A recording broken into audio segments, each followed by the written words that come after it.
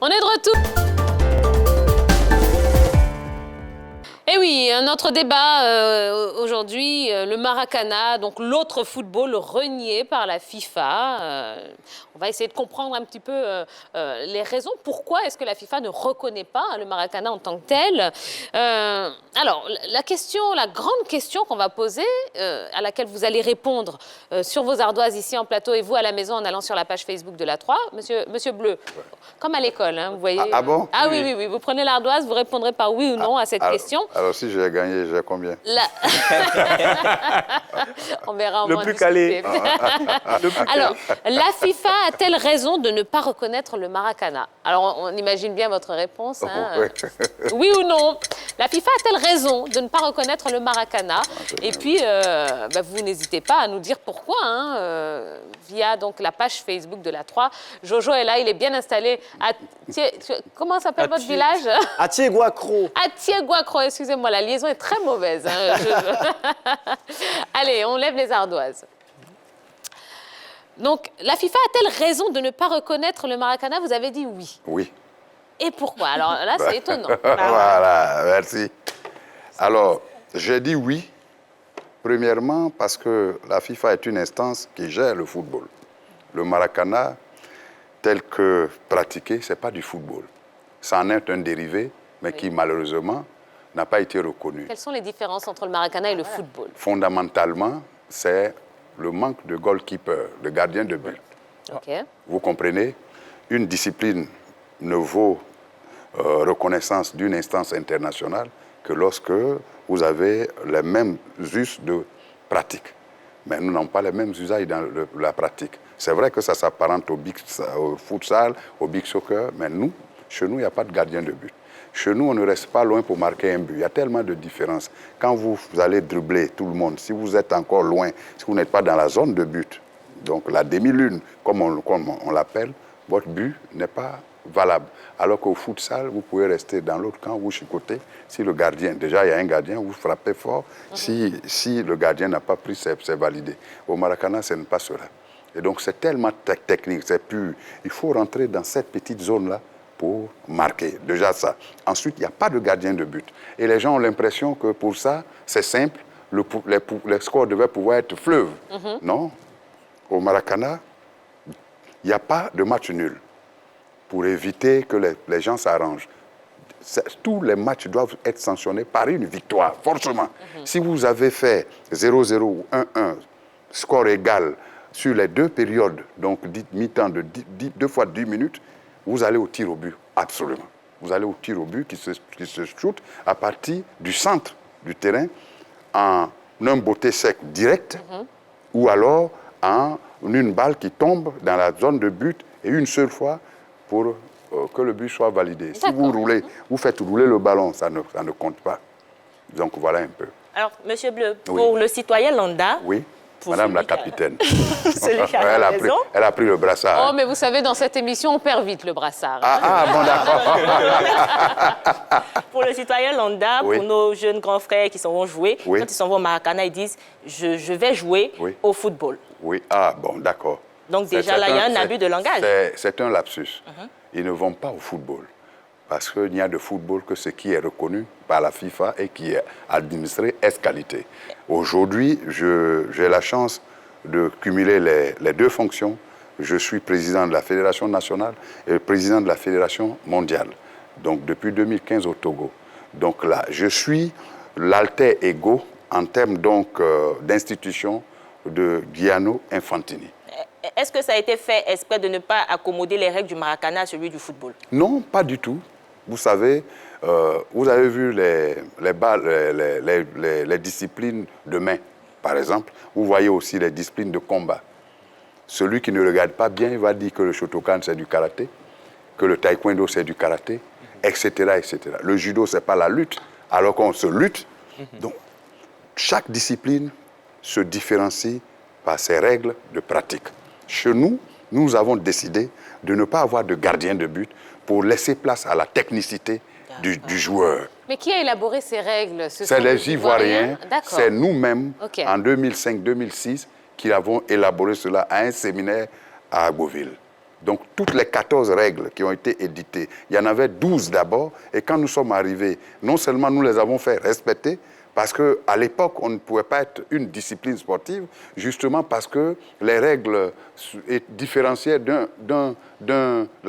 l'application de nos règles se différenciait d'une région à une autre, d'un terrain à un autre. Par exemple, à la Riviera, vous pouvez jouer au Maracana le dimanche matin, pendant qu'à Yopougon, on est en train de jouer au Maracana. Quand lui, il marque le but, il lui était loisible à l'époque, avant la fédération, d'engager à partir de sa zone de but de ses 6 mètres.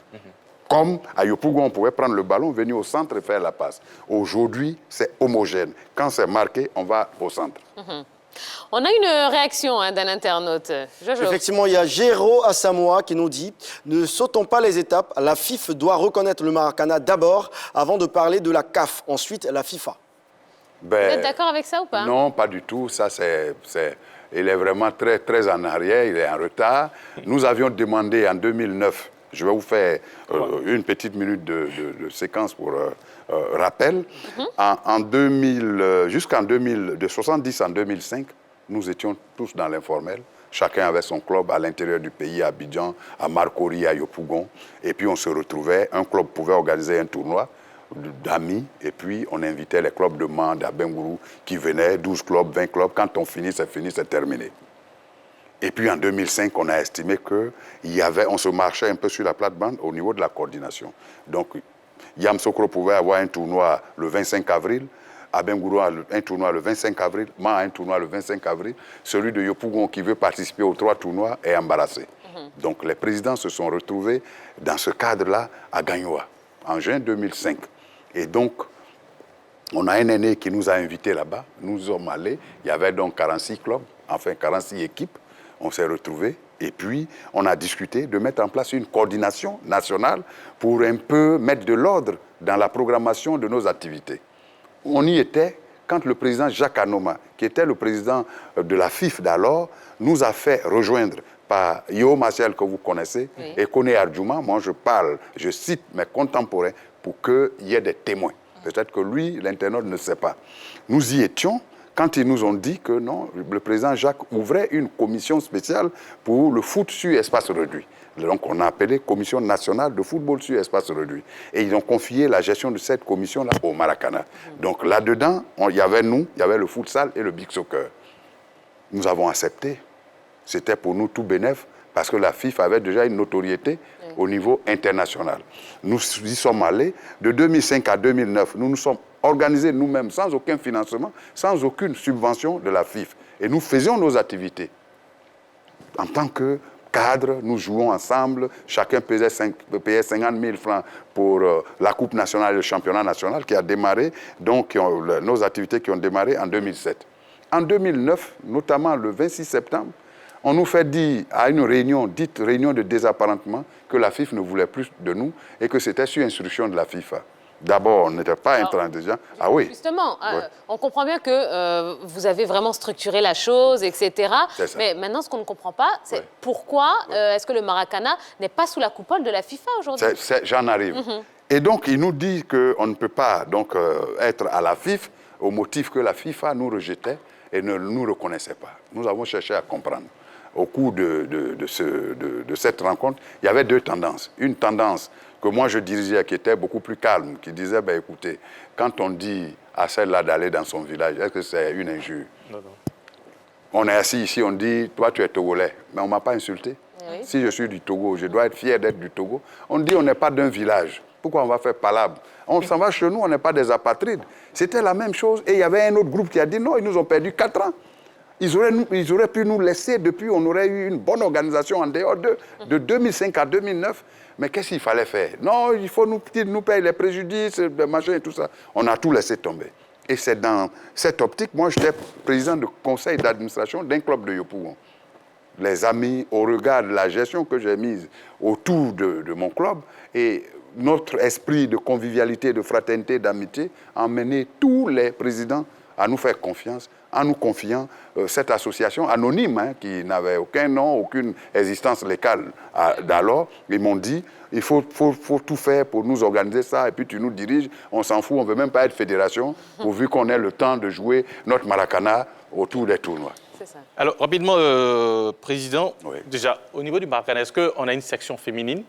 Et puis, l'autre question, c'est de savoir, est-ce que il y a des démarches pour inscrire la discipline au niveau des JO au niveau voilà, oui, bien entendu, bien entendu. Je voudrais terminer pour dire que c'est dans ces conditions que nous nous sommes sortis et nous avons fait des démarches auprès du ministère des Sports pour qu'on ait une reconnaissance officielle.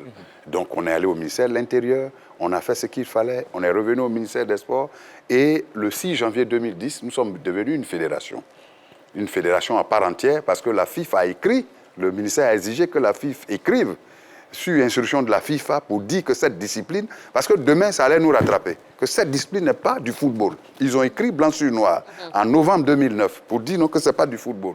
À partir de là, on a mis une organisation en place, on a envoyé nos tests, nos lois de jeu, c'était 12 au total. On a demandé qu'il y ait au moins 3 clubs reconnus officiellement par le ministère de l'Intérieur comme une association. On l'a fait et puis on est venu postuler pour être une fédération. Et donc, on est devenu Fédération ivoirienne de Maracana et discipline associée le 6 janvier 2010, c'est-à-dire 3 mois après qu'on soit sorti de la FIFA. Alors, pour en venir donc à votre question, pour adhérer à cette fédération, vous envoyez vos statuts, vos règlements intérieurs et la composition de votre bureau exécutif, plus 50 000 francs. Ça, c'est ce qui est de l'affiliation officielle. Les sections féminines existent. Nous sommes cette année à la 4e édition du championnat national coupe dédié aux femmes. Et donc aujourd'hui, c'est Cocody Maracana Club qui détient, qui a battu Makori Maracana Club l'année dernière à Bingerville, en août notamment, qui détient donc la PAM, donc le champion de Côte d'Ivoire pour la 2e fois consécutive. Et aux Jeux Olympiques, est-ce que oui. Il y a des démarches pour oui, absolument. Exactement. Nous avons 5 continents. Les critères olympiques sont clairs là-dessus. Il faut avoir une pratique régulière sur au moins 3 continents. Aujourd'hui, nous en avons 4 qui jouent. Donc, le continent africain, le continent européen, le continent américain et le continent asiatique avec la Chine et tout ça. Alors, le truc ici, c'est que c'est l'Afrique qui est au devant des choses. Et donc, comme on est cette année à la 8e édition d'une Coupe d'Afrique qui a commencé depuis 2012, depuis la 6e Coupe d'Afrique, on a commencé à inviter les équipes nationales européennes, américaines et chinoises pour qu'elles viennent apprendre à se faire les pieds avec nous, pour que après la promotion soit plus simple. C'est la première fois de l'histoire du sport mondial qu'une discipline est dirigée à partir de notre continent au plan international. D'accord. Alors, monsieur Bleu, vous disiez tout à l'heure que c'est l'Afrique qui est au devant par rapport au Maracana. Oui, alors, pourquoi est-ce qu'on n'avait pas utilisé un néologisme africain pour nommer votre sport? Parce que le Maracana, c'est portugais. Pourquoi pas Africana ou Ivoire-Cana, mais Maracana? Je salue cette question. Vous savez, il faut faire toujours honneur à la mémoire des anciens. En le faisant, c'est un nom d'emprunt, nous le savons tous. Parce que tout le monde croit que quand on dit Maracana, c'est le brésilien. Il y en a même qui disent Maracana brésilien. Vous disiez que Maracana, c'est ivoirien, c'est une chaîne de télé. C'est absolument à 100% africain. C'est-à-dire que c'est les Ivoiriens qui ont créé cela. Bien entendu, demain, dans le processus de développement, des voix africaines se lèveront comme celles qui se lèvent maintenant pour dire qu'il faut africaniser la chose complètement. Pour moi, le débat n'est pas encore là. Si vous créez quelque chose, vous avez vu, l'Angleterre a créé le football. On dit football. Mais l'Angleterre a eu le football, la Coupe du Monde, combien de fois? Depuis une seule fois, en 66. Vous comprenez? Donc, pour nous, aujourd'hui, c'est une joie que quelque chose qui sort de chez nous puisse emprunter un nom, j'allais dire, occidental ou latino-américain, pour que ça fasse chorus autour. Si les fondamentaux du Maracana sont africains, parce que tout ce qu'on a, qui a droit de citer, donc sur notre discipline, notamment le trocapeur. Quand vous dites par exemple le trocapeur, c'est ce qui est vraiment le mot, j'allais dire l'expression la plus connue au Maracana, mais c'est d'origine africaine. Vous comprenez, quand on dit trocapeur, ça veut dire l'instrument de jeu. Mais ça aurait été particulier, historique quand même d'avoir un sport qui a un néologisme africain quand même. Je suis d'accord avec vous, mais je dis, nous avons 5 ans, sinon 4 années seulement, d'existence internationale. C'est justement depuis août 2015. En août 2020, on aura 5 ans. toute chose est en construction. Ah, d'accord. Et Donc, puis, si nous, notre génération fait tout, vous allez faire quoi demain? ah, d'accord. Tous ces jeunes qui sont là. Mais c'est ceux-là, On comprend ceux que qui sont là. vous voulez laisser un peu de Mais marge quand- pour, Ok. pour les gens Pour qui que, arrivent. quand vous arrivez, avec le tonus que vous avez, vous dites, bon, Alors- la génération de Bleu Charlemagne est arrivée à ce niveau, nous, on revient, on va asseoir tous les Blancs qui jouent, et on dit, bon, c'est Ivoire Foot, Ivoire-Cana. ou bien Africana, Exactement. etc. Alors, Mais il faut Monsieur qu'on vous laisse Bleu, aussi le temps d'apporter quelque Monsieur chose. Bleu, Voilà. vous avez dit donc que le Maracana est présent sur 4 continents, Oui. hein, n'est-ce pas? Oui. Je voudrais qu'on continue un petit peu dans les chiffres. D'accord. Est-ce que on peut avoir donc les chiffres au niveau national, hein? Combien Oui. de clubs est-ce qu'il y a en Côte d'Ivoire? Absolument. Combien d'adhérents, etc. Pour avoir une petite idée quand même de tout ce que vous faites. C'est vraiment, merci madame, c'est le sport le plus en vue. En tout cas, au niveau du sport collectif le plus en vue, je ne parle pas de sport individuel, vous pouvez marcher à 6 000, 10 000, voilà. Mais le sport collectif le plus en vue, même mieux que le football, je le dis, et j'ai les chiffres, nous sommes à 6 millions et un peu plus de pratiquants au plan national. Vous allez dans votre village, il m'a parlé d'Atiéguacro. Ça, c'est même pas un village, c'est un département de la région du centre. Vous allez à Tiégourako, vous pouvez énumérer, vous pouvez répertorier plus de 100 clubs de Maracana. J'ai toujours dit ça ici. Vous pouvez plus de 100 clubs de Maracana. Dans tous les hameaux, dans les campements, Tout à fait. c'est la discipline la plus pratiquée. Elle est simple d'organisation et vraiment, nous sommes fiers de cela. On a 218 clubs affiliés. Nous avons plus de 20 300 licenciés, ceux qu'on appelle, entre guillemets, les professionnels. Mais avec l'entrée du Maracana dans le scolaire et l'universitaire, ça va exploser. On va aller au-delà de cela. Et donc, franchement, au niveau des équipes, on a pu... Vous savez que les statistiques sont tellement difficiles parce que c'est coûteux. Nous sommes à 13 603 équipes de Maracana sur l'échiquier national, pour l'instant, répertorié. Alors, avec de tels chiffres, on a un petit peu de mal à comprendre pourquoi la presse internationale ne parle pas du Maracana ou ignore même l'existence du Maracana. Mais c'est un combat, comprenez. Hein. Nous sommes sur vos ondes, on n'ira pas plus loin que cela parce que la diplomatie nous commande quelques mesures de réserve. C'est un combat, nous sommes là-dessus. Sachez déjà que nous sommes, depuis 2016, partenaires à RFI, France 24 et bien d'autres chaînes, Africa 24, etc.